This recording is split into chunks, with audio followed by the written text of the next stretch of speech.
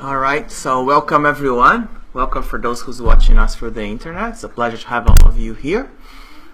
It has been a very special weekend for us. Yesterday we have Miriam Azot from FAB here in Brazil, here in Canada, and she did a lecture for us here. And today we'll continue talking about children, and Denise will talk about mediumship in children. We have been talking about this for the last few weeks, and today continue about children. She will talk about that.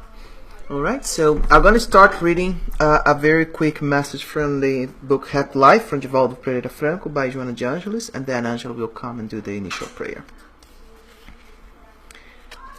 Be kind to children. They need opportunities and love to be successful. The citizens in training have no idea of the struggles that await them.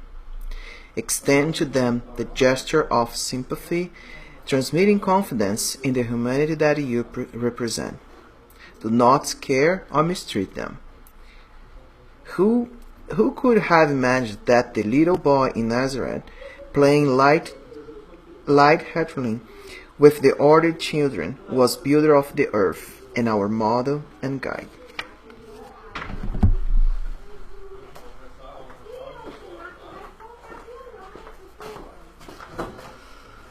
Happy Father's Day for us and to our Lord, our Creator, our Father.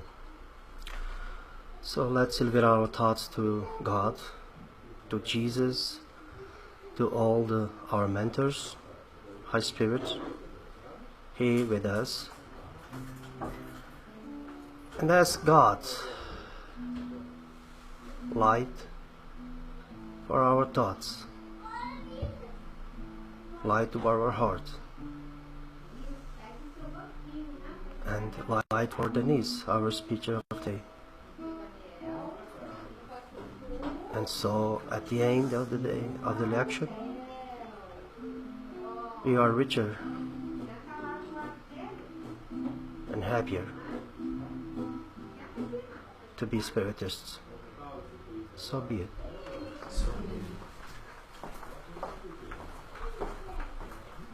Hello, good morning everybody.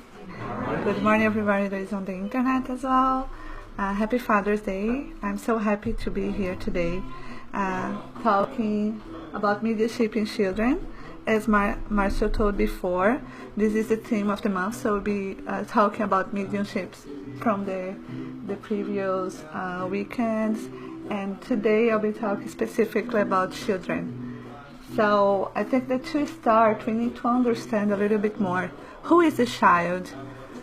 Even though we know that we are immortal souls, come to another experience on earth, we come through this stage. We need to start our new life, our new opportunity through the stage of being a child. Even Jesus, that is like the Holy Spirit that came to earth, He came as a child, and all the other missionaries came as child. So why do we need to go through this stage? Why do we need to be a child?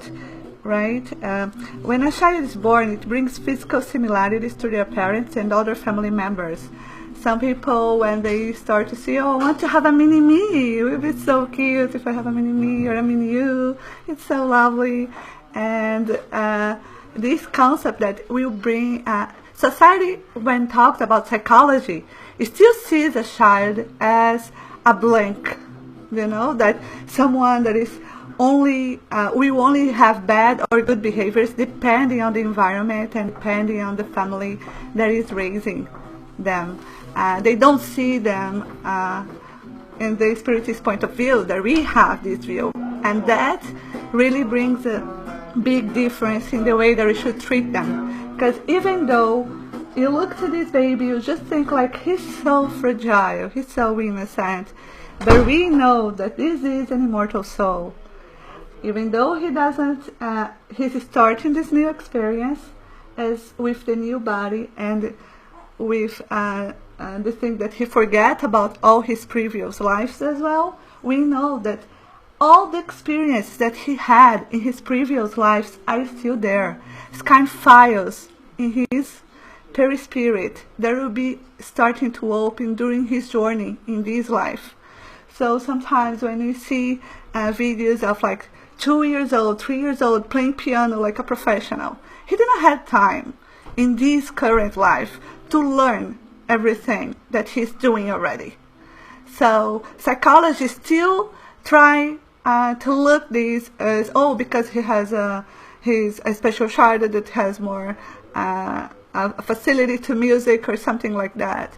But even though they try to explain that way, it's not a reasonable explanation for what they can do.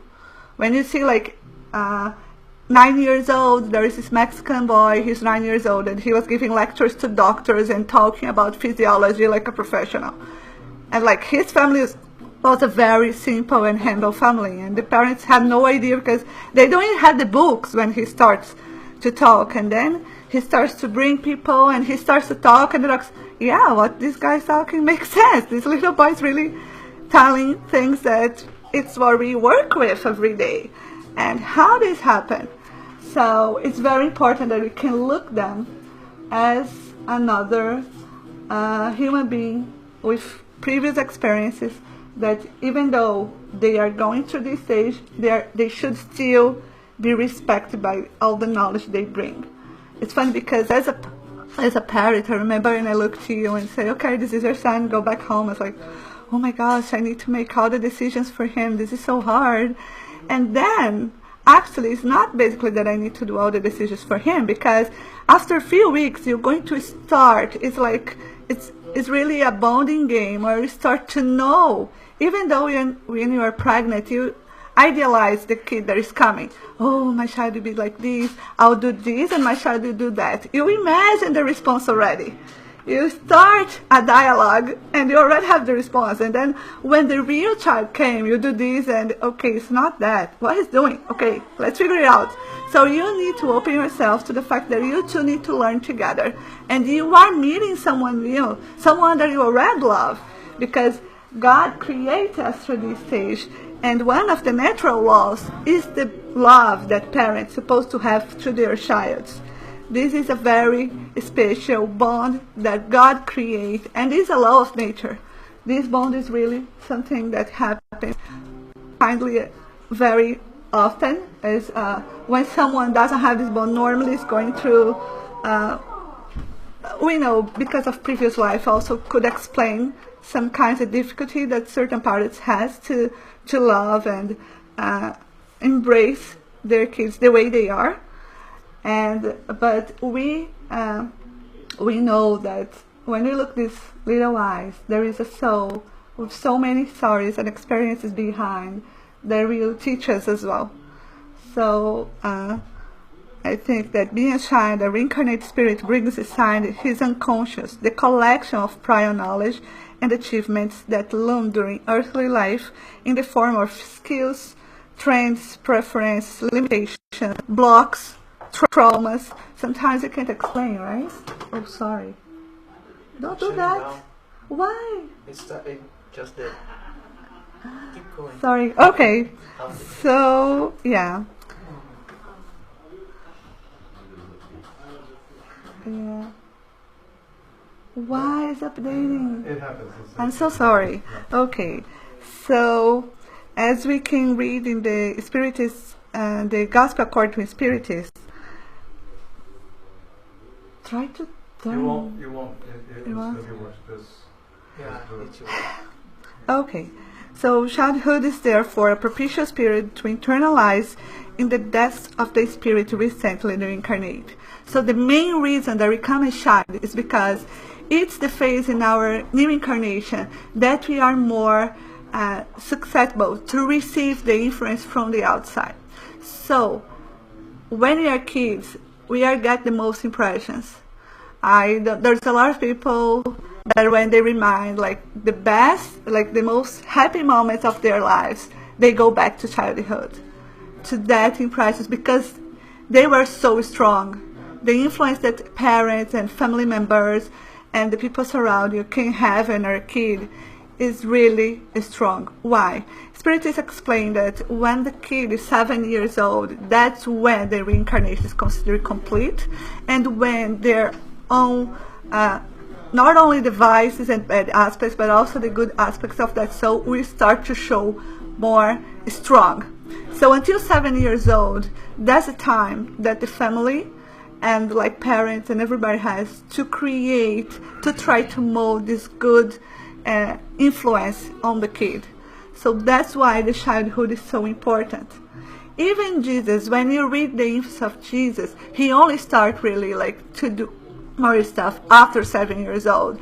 Like there's a lot of histories that when he was like about 8 years old, that's when he did like the first time that he went out and he came back home with like 2 renewed criminals, and Mary's like, you brought this? Yeah, he's my they are my brothers. And he brought them to his house. And after that, that's when he started to show more and more. But until 7 years old, that's the time that we have more influence. Also regarding the spiritual guidance, until 7 years old, that's when our guardian angel or spiritual God will be more close to the kid. At the beginning of Spiritism, they used to believe even that a kid was not, because they were so protected by their spiritual guide, they were so close, they were not in danger of getting obsession or have any problems in the spiritual side.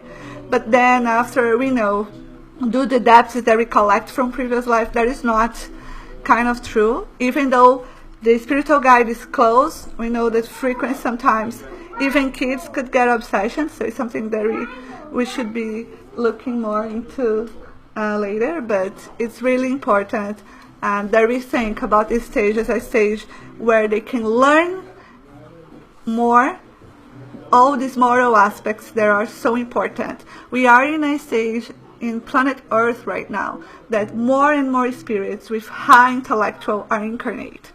But they still need to have this moral aspect of their life.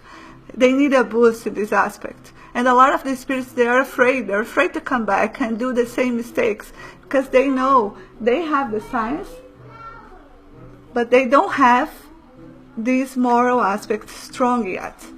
So it's really important for us as not only the parents, but everybody that likes and have kids around, try to be this good model. It's funny because with kids, even though you can talk really beautiful and try to really make sense with your words, if you turn around and do something that is not the same as you're told, they will comment right away. So you are doing that. So we always need to think about head, heart, and hands, because sometimes we still have feelings, and we try to rationalize, right? Sometimes we go through a situation and we get really irritated about something. So you feel that like strong energy, that anger inside of you, and you try to think, okay, let's take a deep breath and try to understand why am I feeling like that and everything. But if you put in practice, if you do with your hands these bad feelings, that's when the kids around you will be more like, okay. So it's easy to talk, but when she's doing things, she's not doing accordingly. And they will follow your example in the actions most often. We know some evolved kids.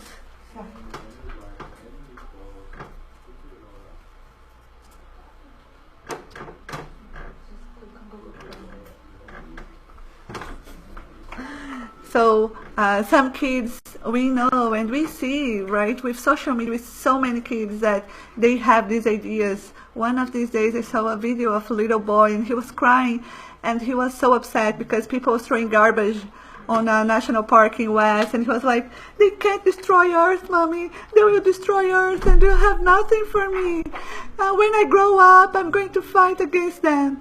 And then his mother looked at him, why you need to grow up? What you can do as a kid right now? I can look into his eyes and say, you are a bad person. So yeah, that's what we want to do. But what you can do more? Let's try to create awareness. Let's try, you are mad about that adult that did this, but probably when he was a kid, his parents didn't let him know that there was a bad habit. And why don't you try to talk to your friends? And then he was start to create like this thing, but he was so upset, he was crying so much.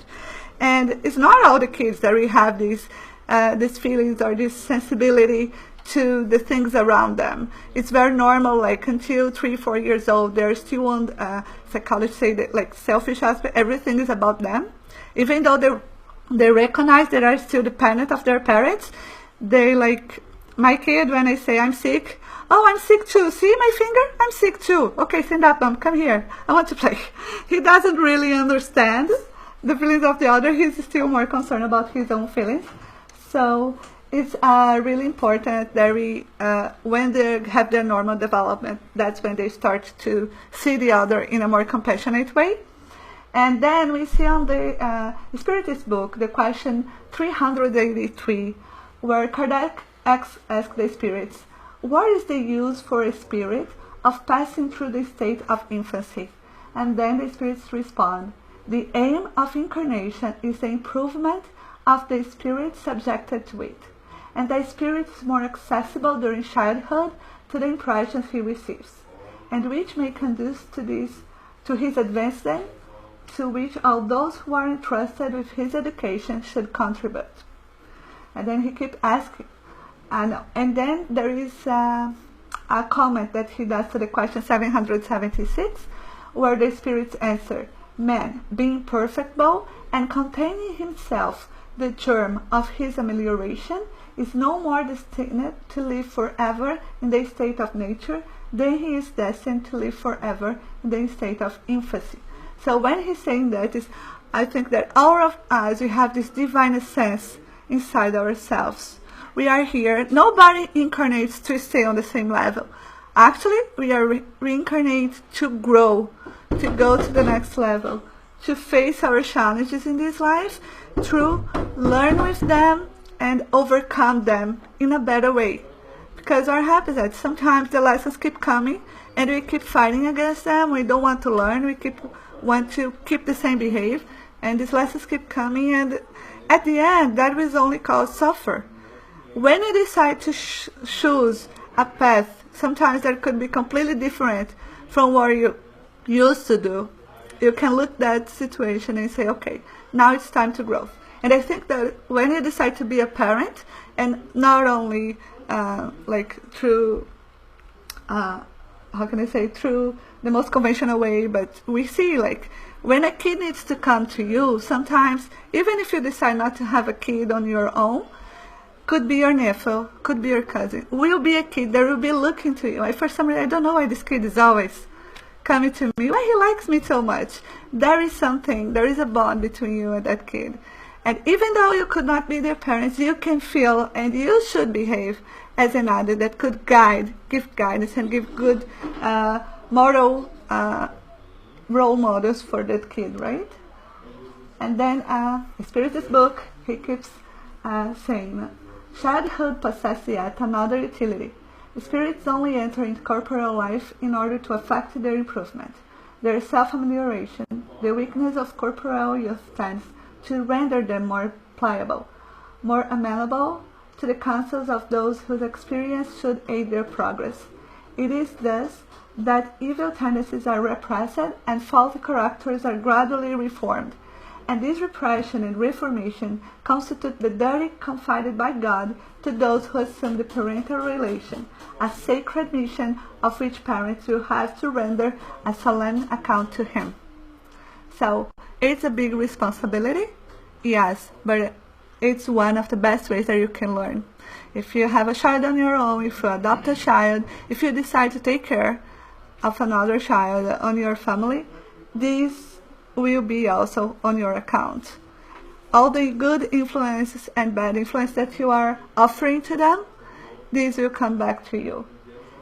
Imagine, every time I think about the love of God about us, I think there is, as a mother, but as brothers and sisters, there is no way that God could show that He loves us so much than to put one brother and sister to take care of the other. We are all connected. We are always taking care. And the parent's mission, this one is even more strong because He created this natural law to create these bonds. It's incredible. During pregnancy, you think oh, I'm starting, or I have friends that are on a adoption list, and every time the phone rings, they say maybe, they see the number, maybe it's today, they're calling and telling my kids coming, but they are as my friend told, like, the time that you put your name on the list, that they say you are on the list, it's like, I'm pregnant. I'm waiting this kid to come. And sometimes it's your sister, it's your brother, like, you're going to be an uncle, you're going to be an aunt, and you feel like, oh my gosh, it's coming, and you feel that thing. So it's so important, right, for us. But it's also a mission. It's a way that we have to learn and grow in a way that we never thought that we could do before. So it is important to note also that each of us has spiritual counselors, right? The Spirit's friend that will be with us through this journey. We know that we are not surrounded by the people we are, our family members, by any chance. We are together to learn with each other. And then the Gospel according to Spiritism. I think that is one of the most terrifying statements that you can read there, because that's when St. Augustine tells us the duty of guiding their first steps of leading them towards goodness is up to their parents, who will have to give an account to God for the degree of fulfillment they gave to this mandate. It was to help them that God made paternal and filial love a law of nature, a law which can never be transgressed with impunity. So every time I read this, I get, oh my gosh, I really try just to make sure that I'm doing my best, even though I know sometimes I fail. Everybody fails, right? But we really need to try to do our best. So it's just the best thing we can do, because we are always learning with each other. We are not perfect yet. That's why we are on earth, right? So I just think that as parents, as someone that take care of a kid, we just need to see this law as something like, this is just God giving us and like a boost. Go, grow up. Look to this other human being that depends on you. You need to be even better than you are right now for them. How do you want him to grow up and not have this example? How he will grow up? How could, as I read these days, how could someone that is getting violence learn about love? How could you expect someone to love if he's just seeing violence? It's like completely unacceptable. And kids, they are so impressed about these things. If you are someone that sometimes just lose your peace of mind because a kid is like they're just trying to learn, as you are sometimes, right? We are so stubborn. We sometimes keep to try the hard way. When there is this, it's narrow door, yes, there is, but we can see where it is, and we know we can go there, right? Then, now we go to mediumship.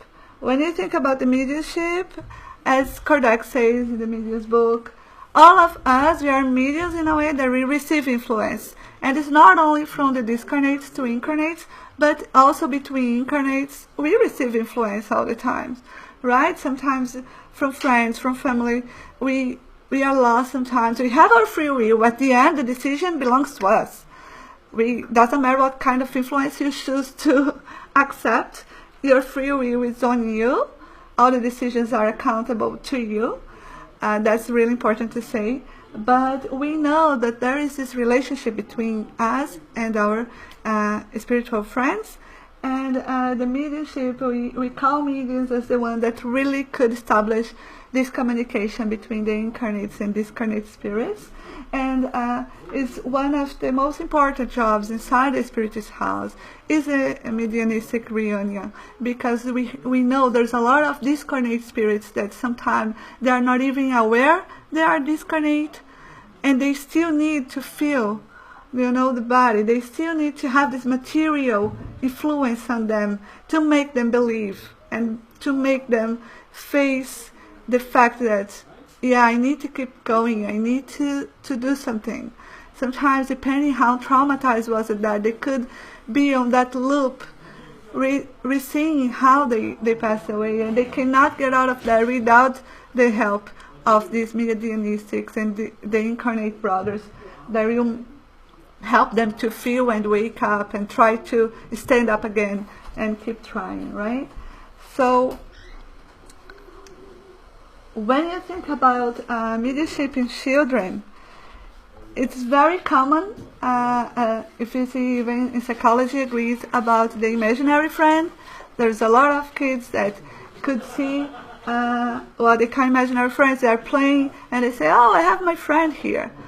And like, there is a lot of people, if you don't believe in spirits, they just freak out. Okay, my kid has a psychological problem, maybe schizophrenia, let's go to a psychiatrist, let's go to a psychologist or maybe a psychiatrist and try to find solutions for that. But we know that, especially because of that, until 7 years old, this bond with the spiritual guide is so strong that sometimes they really can see. And sometimes it's not only the spiritual guide, sometimes could be family members that already passed away and they're still close to the family. They're still trying to be there for the family, trying to give good influence.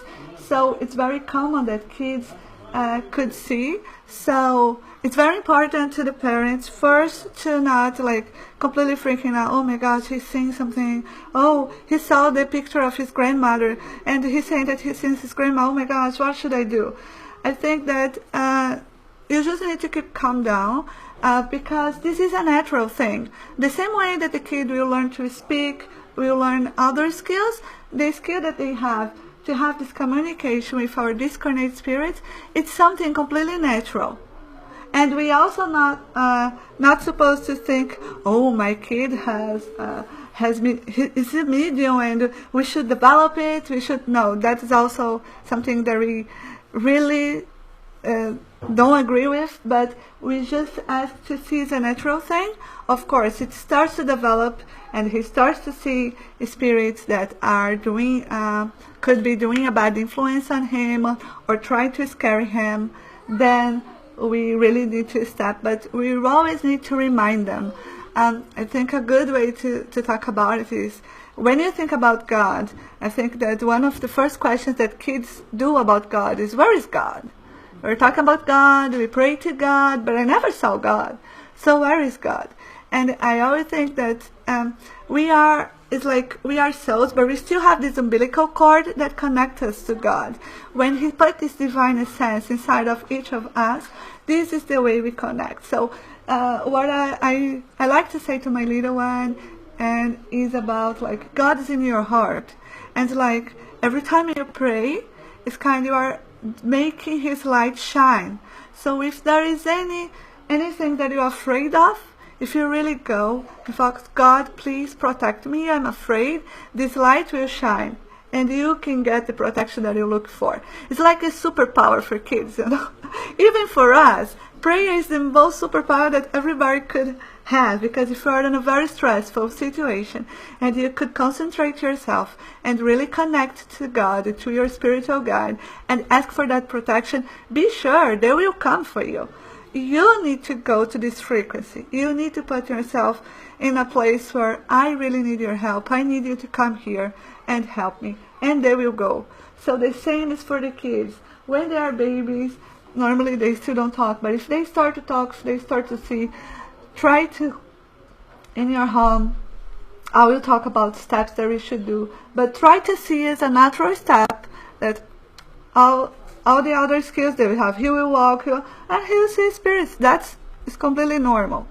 Imaginary friends are completely acceptable, but of course, psychologists, they don't see as a spirit. They just see as kids has a very imaginative mind that could create that, and that's fine. That's something completely acceptable, right? So, also in the Medium's book, Kardec asked the spirits, right? At what age may we attempt to develop the faculty of mediumship without danger? So he said there is no rule in regard to age. It depends partially on the physical and still more on the moral development on the individual. So one of the biggest dangers of trying to develop the mediumship in kids is because they are not mature enough to do. Even for adults, it's a very strong and hard compromise that you need to make, because once you start to work with your the medium aspect of your being, you need to understand that this is something 24/7. You know, this influence is coming all the time. It's not something that, okay, now I can relax. No, you always need to be prayer. You always need to be vigilant. What kind of influencer you bring? You cannot just come to the Spirit Center and try to be good and go out and start just to do best of. These spirits are with you all the time. So it's really hard for an adult. Imagine for a child, right? It's even harder. I'm going to tell a few histories about some of the Spiritist mediums that developed their mediumistic capabilities when they were kids. And one of them is Elizabeth Esperance. She was born in 1849, November 20th, in London. And her parents, Jane and George P., he was a captain of the ship, so because of his profession he was traveling a lot. And she was raised in this really old mansion. And when she started to grow up, she started to see the spirits inside the house. Her mother was someone that was already sick, and she really saw to the fact that she was seeing spirits as she's mad, she's completely crazy. So she went through to psychiatrist. She was told that she was crazy, and was a really hard part of her life when she was a kid. And then when she was and there was this lady that she used to see like all the time. She could like draw the lady and say like all the peculiarities about the lady. And her mother was like completely freaking out, like she's crazy. And when she was 12, she started to think that this was a demon thing. You know, this is the demon here in my head. I'm getting crazy. He's trying to make me crazy. And then her father came back and he saw his daughter suffering so much. He told, okay, you are going to travel with me, because it was really rare to a father bring a daughter at that point to work. And then she went with him, and during all the time on the ship, she was quite really happy because she wasn't seeing the spirits anymore. But then there was one episode that she was in the ship and she saw this other ship coming, and she was like crying, Dad, the ship is coming, please, you need to change the course. And it's like, nobody's seeing anything, Elizabeth, I don't know what you're talking about. And she really like, and then the ship came and passed through the ship that she was. And then she was like, I can't believe it, like she had a meltdown. And then after that she went back home and she started to develop her abilities. That's after this trip that when she started to get in contact with other mediums and start to understand that what she had was something completely natural. And then she had all kinds of mediumships, right? We know she not only see, but she has the ability to do psychographies. She was able to materialize things, and she spent like her entire life trying to prove this relationship that we can have between the incarnates and discarnates. So she had a lot of scientist friends that did all sorts of experiments trying to prove. And at that time there was a lot of fraud, right? Also we know that there was a lot of fraud, but she was one that they could never prove there was a fraud in what she was doing. So she was one of the first ones that really looked forward, tried to prove this mediumship was something that is natural. And because she had such a hard time in her infancy, she wrote a book about all her traumas and experiences that she had when she was a kid. And then it was a book that helped a lot of other kids that came after her, where families could read that and could understand how they could deal with their own kids that were having that kind of experience, right? Other spiritists that we know that are very are missionaries, right? Divaldo and also Chico Xavier. Divaldo, he started also to have his mediumship faculties established when he was a kid. In the beginning, the first spirit that he saw was his grandmother, and then he started to say that he was seeing that old lady and she was so nice to him, and his mother started to was afraid. And then she went through the album of the family, and then he was able to say, oh, this is the spirit I see. And was and he, like his mother, this is Anna, this was your grandmother. And after that he started to keep developing his faculties. He also had like a little Indian, like a little native that was his friend, that he used to play together. And until he was able really to start like to work in the Spiritist center, everything, he had the Jaguaruçu, that it was like an Indio that he used to play and was his best friend while he was growing up. And Chico Xavier was also that had a hard time with the family when he started to have his mediumistic ability showing up, but he also started to develop when he was 4 years old. He was start to talk to his discarnate mother. So the family at the beginning, of course, just thought that he was so needy to have the mother because his stepmother was not that good to him. But with 4 years old, he started to see. But even though he started to see his mother with 4 years old, he only saw Emmanuel for the first time when he was around 18 years old. And then when he sees Emmanuel, he gets so with that light spirit, and Emmanuel says, "Oh, finally you can see me because I'm beside you all this time." So even though he was a missionary, he still took a while before he saw the spirit of Emmanuel. We also have Ivone Pereira do Amaral, is another great Brazilian spiritist.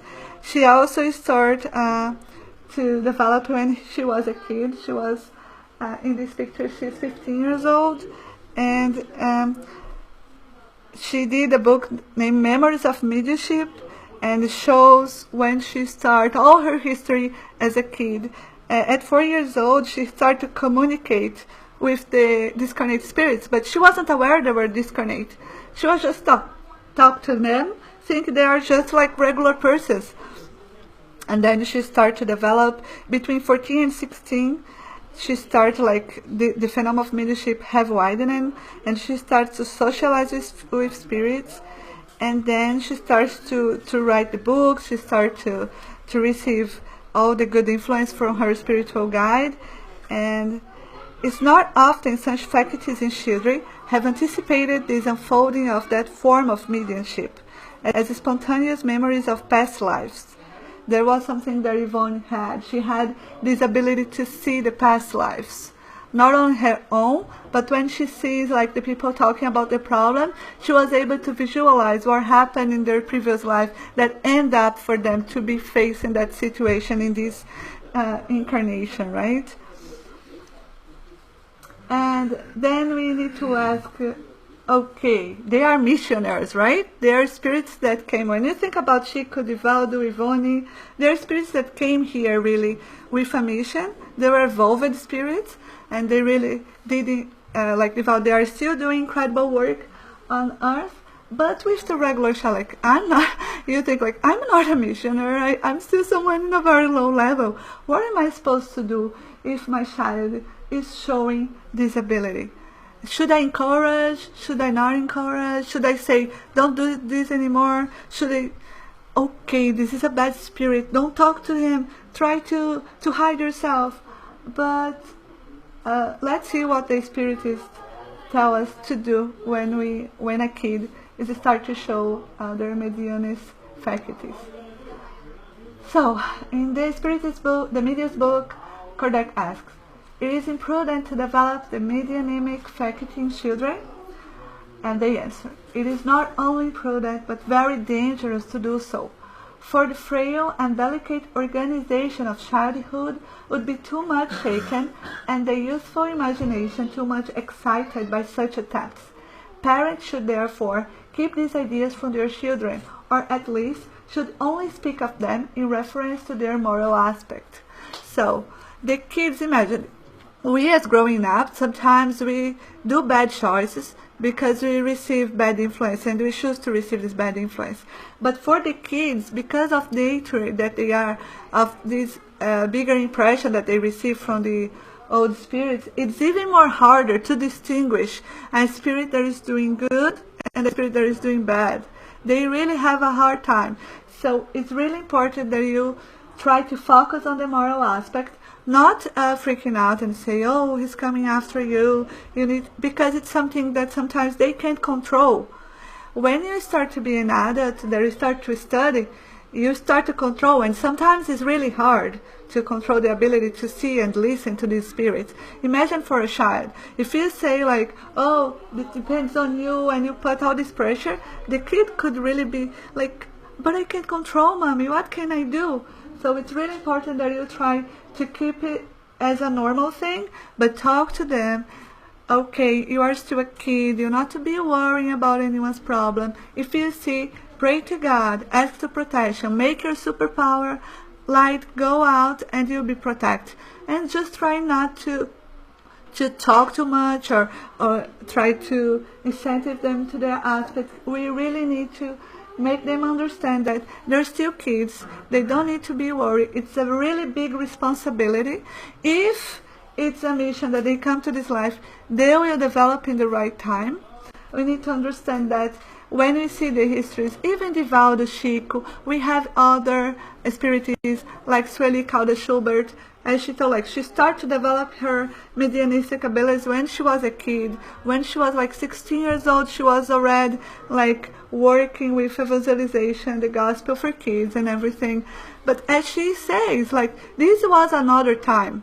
If you see a kid like 15 years old today, and 15 years old like 20, 30 years ago, the level of responsibility they have are completely different. A 15 years old 20 years ago, they're a lot more responsible. They are 15 years old today. And that is wrong? No, but we need to understand that it's really hard with the kind of society that we have. When we try to establish that their priority is study, they have social life, they have a lot of other responsibilities, that sometimes to include this mediumship is too much for them. It's very common in Brazil that some young people start to work in the Spirit Center, start to work, and they couldn't go through because for them it's too much responsibility. They just can't handle it. So it's really important that we don't put this much of responsibility on their shoulders, so that not discourage them, because sometimes they could feel like, oh, I'm a failure, but it's not that. You are still a teenager, you're still learning, so it's just good that we could protect them so they could have this time of their life, and then when they start to grow, they will be able to embrace these aspects of their life, right? And they also say, yet there are children who are manifesting nature not only for physical manifestations, but also for writing and for visions. Is there a danger for such as this? And then the spirits respond, no. Whereas a child's faculty is spontaneous, it belongs to his temperament, and his constitution is prepared for its exercise. It is a very different thing when you attempt to develop medianimity artificially, and thus subject the child's nervous system to overexcitement. It is also to be remarked that a child who is naturally subjected to visions is generally but little impressed by them. They appear so natural to such a child that he pays but little heed to them and easily forgets them. And in after years, if these visions recur to his memory, he is not apt to be painfully affected by the remembrance of them. So basically, just let it go, the natural course of it. Try to be spontaneous, try to be something natural, try not to be afraid.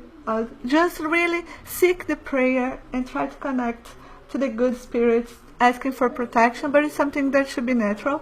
A lot of kids just has this during their infancy. They grow up and they don't have any kind of visions or listens or anything else.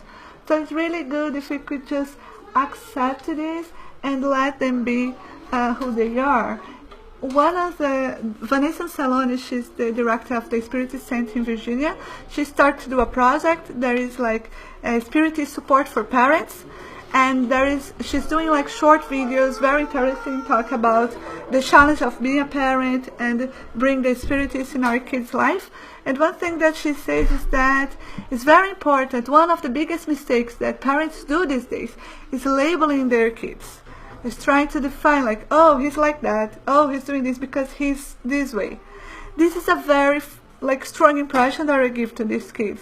And we are not here to label them. We need to let them be, believing that this divine essence is inside of them, and they are here to evolve like each one of us, and all of us will be going to be a light spirit one day. So we should not be labeling them. When we see this fact, oh, because you are medium, we need to prepare you, come here, take the medium's book, let's start to read the medium's book because this is your faculty. Let's just try to take a deep breath and let the kid be who they want to be. Of course, we are trying to guide them through the good path, right? And they also ask, at what age we attempted to develop the faculty of mediumnity without danger? And they say there is no rule in regard to age. It depends partially on the physical and still more on the moral development of the individual. There are children of, say, 12 years of age who would be less affected by the attempt than main grown persons. I'm now speaking of medianimity in general, but physical medianimity is that which is most likely to cause fatigue to the organism. Writing, however, in the case of a child, has another danger, owing to his inexperience, the mischief which might result to his health if he took to writing when alone, and should thus make an amusement of it. So sometimes what he says that even if the kid has the ability of writing, but if it's a kid that doesn't write well yet, sometimes these joking spirits could come and make them write things that they don't even know what they're doing, right? So it's just something that we need to check really is this moral aspect, and the ability that they have to really do this good judgment. And we know society these days takes a while before they really can do that in a good and proper way. And in the Media's book they also say, practical spiritism, as we shall see more clearly, the more we know of it, depends our utmost tact and discretion to avoid being taken by deceitful spirits. If grown people are in danger of being deceived by these, children and young persons are evidently, on account of their inexperience, still more exposed to this danger. So as I told, they don't have the ability to do a good judgment, so we really need to be aware of it and try to protect them and be on their side all the time.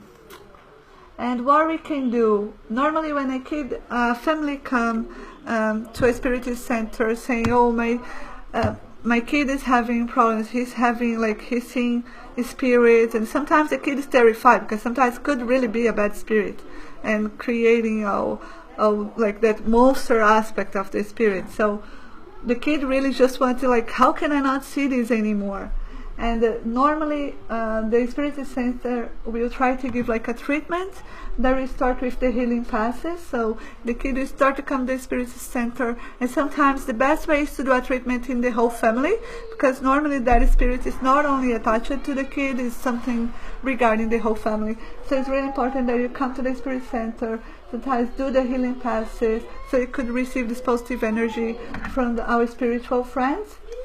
They also encourage you to do the gospel at home. It's a really important thing. Even though if you don't have mediumistic thing, we know the influence that the spirits can cause, and we know how much good the gospel at home can do. It's very important that you have this time. Sometimes, if you have more time, you can do read a passage of the gospel along the week, but it's very important that the family could get together in that day, in that time, so the spiritual friends and the spiritual guides of your family could come and be together with you. You do that reading. It's a time that you could encourage your kid to be reading with you.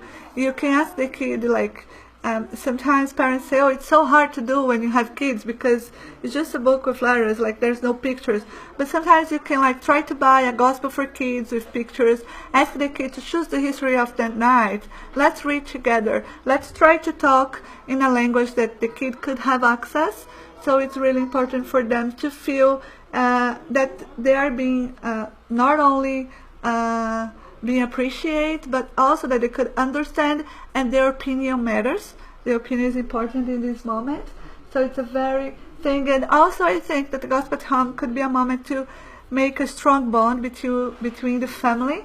So there's a moment that sometimes we can use things that happened during that week. Oh, Monday, Mom had such a hard day at work, and I was so irritated, but then I did a prayer. You can tell histories, you can put your experience there, and try to encourage them also to put in the gospel quarters what they want, and try to see, let's see what Jesus say about this. Let's see what we can learn today about it. So it's a very special moment that we strongly encourage everyone here and everyone online to do in their homes. Another thing is children evangelization. It's really important. In the Spirit Center we have Here at TSS, we have babies and toddlers, we have for children, we have the youth program that just started. So when you think about children evangelization, it's not only that you're going to bring your kids here and they will be in the room doing something while you see the lecture. We are actually giving them histories about Jesus. We are working on topics. We bring material. We are going to do activities, trying to make this seed that they have on their own. Because we know this faith seed, this divine essence inside of them, we are trying to give to them more and more material so they could grow and develop this bond between them and God even more strong each day. We're always encouraged to read uplifting books. We know these days sometimes like the cartoons that are doing most success are not the ones that it's giving the most how can I say, strong moral aspect for the kid. So sometimes it's really important that even on our daily, sometimes the music, do you know what you're singing? Let's see the lyric of this song. Do you think this is right? I don't know. Look what he's saying that he's going to do with the lady. I don't think the lady would like to have this done to her. So let's try to encourage them really to have this critical think and thoughts about what is going on around. Not just like we know there's a stage of the infants, there is just mirrors, like they're just mimicking what is going outside. Let's try to make even more, they have this critical thing about, let's think, oh, this cartoon, I don't know, is he doing a good thing? If was you do like that. So let's try them, challenge them to think and try to behave in a more compassionate way. We know, and when we talk about this, it's not only about the Spiritist aspect, even science. If you see the emotional intelligence these days, is something that science is saying, okay, I think it's time to schools step up because emotional intelligence, that's what is defining the persons. Not only our science and our intellectual aspect, but the emotions. They need to learn to deal with these emotions. What am I supposed to do with my anger? If I'm angry at home, should I go to the school and do a bullying with my friend and make them feel sad to feel better and feel that that's the way that I should do it? Or should I go back and try to deal with this feeling another way? So schools are seeing like problems that been carrying on, everything go back to the emotions. So we need to teach them through this message, through books, wherever we can, through examples of we need to learn how we can manage these situations in a better outcome for them. And of course, seek God through prayer. It's, as I told, it's our superpower. And that's what I say, my kids, this is a superpower that you have. Anytime you're like upset, it's time. It's not that he's listening yet. I know, but one day. And then I always do with him. Sometimes I go to the bed. I don't want to do today. Okay, so mom is going to do today. So I do, and he say, okay, now I want to do. Okay, so now you do. And basically, he'll be 3 years in July. He say like, thank you God for the sandwich, and for the strawberry, and for the blueberry. Yeah, thank you God. And then we need to encourage them. It's not like, oh, what are you saying? Are you thinking about strawberry? Not supposed to be thinking about strawberry. No, let them be who they are, and they will learn, because it's a relationship that we cannot have. Even though I believe that as parents, this is our greatest mission, is to bring this relationship between our kids and God. I believe that we cannot, it's not I believe, this is stay, like I cannot believe in God for him. It's something that he needs to do on his own. I can try to create all the environment, I can try to boost this relationship, but something that is done between them too. And that's why it's so important that we need to let our kids be who they are. Of course, giving good counsels, give this good example. And to finish today, I'm going to bring, I did a translation because there is no translation yet, with the help of Joe. So I brought, this is Emmanuel message, where it's called like the children's message, prayer. And he tell like this to us. Friend, help me now, so I can assist you later. Do not leave me to oblivion, nor condemn me to ignorance or cruelty. I come to meet your aspirations, your companionship, your work. In your company, I'm like the clay in the potter's hand. Today, I sow fragility, promise. Tomorrow, however, I'll be your own achievement. Correct me with love when the shadow of the error evolves my path, so that the confidence does not abandon me. Protect me from evil. Teach me to discover goodness wherever it is. Don't take me away from God, and keep the love and respect that I have for people, animals, and things that surround me. Don't deny me your goodwill, your love, and your patience. I have so much need of your heart, like a tender plant needs water to thrive and live. Give me your kindness, and I'll give you cooperation. I depend on you to be better or worse tomorrow. Emmanuel. Thank you.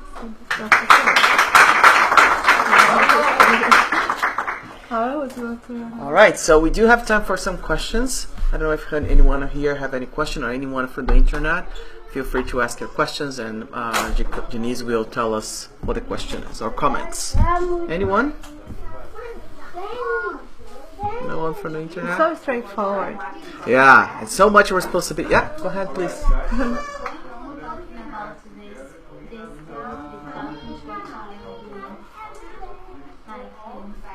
Interfering in the child's life, how we can stop it, or like you feel like a child is getting messages, Like this. like you get scared, Yeah. then you realize that messages is actually trying to bring you to a better path in life, because you're losing your way, trying to put you back in the right way you should be going, but at the same moment it's so overwhelming.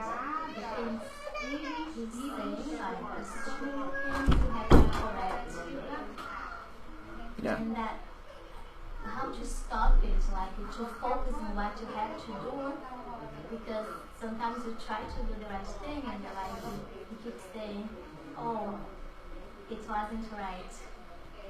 Like, So before you answer, let me repeat the question to make sure that people on the internet can understand the question. So basically, the question is about how can we stop, if the messages or things that the kid is feeling and the message that you're receiving is not that good.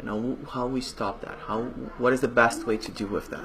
Yeah, I think the first step is really come to the Spiritist Center, so you can really start to do the treatment with the healing path.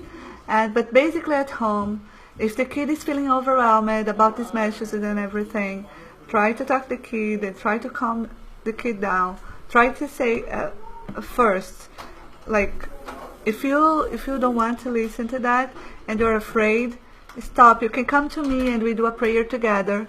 Let's talk to God and ask for God's guidance, but let's make sure that he is feeling safe, because I think that the most bad part of this communication is because the kid could be feeling like I'm completely acceptable here because I'm the only one seeing this spirit. So I tell my mother he's there, my mother doesn't see it. So this spirit is just coming after me and I have no way to stop it. That's what the kid will feel like. She'll be feeling like afraid and completely fearful, as you told. So the most important thing is that I'm here for you as a mother. So anytime you see, come to me, let's do a prayer together. Let's make this shine light in your heart, bright. And these spirits, let's ask him. My kid, one of these days, he was saying, like, I saw a monster in the shower. So, okay, you saw a monster in the shower. So let's pray for the monster go to his house, because this is not the monster's house, right? Here is the house of mommy, dad, and Theo. So let's do a prayer and let's ask that the monster could go to his house and he'll finish his shower and he's go to his house. So we need to use a language that could put the kid in a way that she can understand. Because sometimes if you say like, oh, you are seeing, just close your eyes, sometimes they still can see it. So it's really important, like, put yourself in a position that, come to me, we are together, you are going to get the protection that you need, but come to the Spiritist Center, try to do these steps as I told. If you do a treatment with healing passes, do the gospel at home, try to be vigilant on your thoughts, because we know that our thoughts is like a radio. We are connecting to different stations, and the spirits around us, they are these stations. If we are connected to stations that are bringing this bad vibration, we are doing something that is bringing them to us. Could be from this life, could be to previous life, but we are the one connect. So all you need to think, my spiritual guide, please come here, stay together. I want you to embrace my family. I want you to protect my house. So these steps, and I told, like, open the gospel, even if it's not the time of the gospel. If he's afraid, okay, let's read Jesus' words, because Jesus' words is light too in our house. So let's read Jesus' words. And then this spirit, when he listens to Jesus, he'll learn that he's not supposed to be here, that he should be directed to another place to get the help that he needs. So I think this is the best way to deal with. Thank you, Mama. Okay? Any further question? Yes, there's one question. Not a question, but it's an experience. Oh, good. I learned the meditation Yeah, the at the meditation. age of children, Oh. at the age of 10 in Dublin, Ireland, in the School of Philosophy and Economic Science. So they started at 10. So there is a meditation for 3 minutes. Just there is a particular that they are going to listen to it. Somebody is saying something. And then when I go to the Philippines, there is also a Sunday school for children, and I select the 10 years old up to 12. And I started also the meditation. Yeah. I think that I read something on the news. They are adopting Thailand. For all the schools, they are doing meditation before the classes start for kids above 6 years old, and they are getting really great results. So this is another thing, depending on the child, of course, because depending on the age and how energetic is the child, sometimes meditation at the beginning could be a challenge, but for sure it's something that they could try, right? As I told you, this emotional aspect is so important. Meditation is a tool that we have, trying to feel better these emotions and feel better about ourselves. We have the Sunday school that we start when they go to school. Yeah. They go to school at 6. So at 10 they are a little bit mature. Yeah, they could understand the guidance and better. And then the Sunday school also, we have a particular book which is summarize the Spirit's book in Tagalog, in our language. It's very for children. So there is really a great improvement for the children. Really, at first they are so moving, they are stubborn, you know, and their character is something like, you know. But then after several years, they became mediums. You know, at the age of 15, They're more mature to deal with it. Yeah, really awesome. nice. Thank you. All right, so thank you very much, Denise. Very inspiring lecture today. Thank you for those who's watching us from the internet.